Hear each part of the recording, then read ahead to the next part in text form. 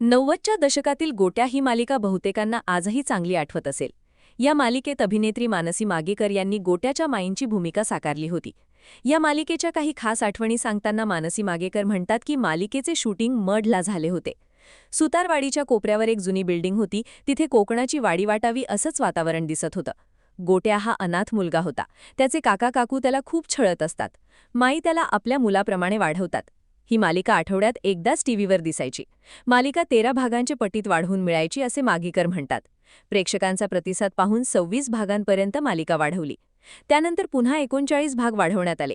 मात्र 33व्या एपिसोडला राज दत्ते यांनी सांगितलं की आता आणखी पाणी घालणं शक्य नाही. आत्ताच्या मालिका पाहिल्यानंतर वाटतं की आत्ताचे प्रोड्युसर्स आज असं उत्तर देतील का? पण राज दत्ते यांची कामाप्रती एक निष्ठा होती.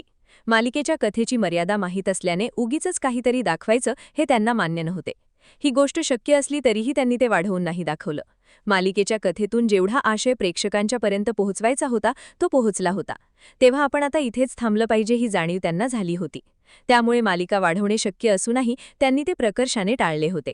मानसी मागेकर यांनी सुलेखा तळवळकर यांच्या यूट्यूब चॅनलवर एक मुलाखत दिली आहे. आपल्या या अभिनय क्षेत्राच्या प्रवासात गोट्या मालिकेच्या काही खास आठवणी त्यांनी यावेळी शेअर केल्या आहेत. मालिकेचे शोर्षक गीत असो वा मालिकेचे कथानक आजही प्रेक्षकांच्या मनात घर करून आहे.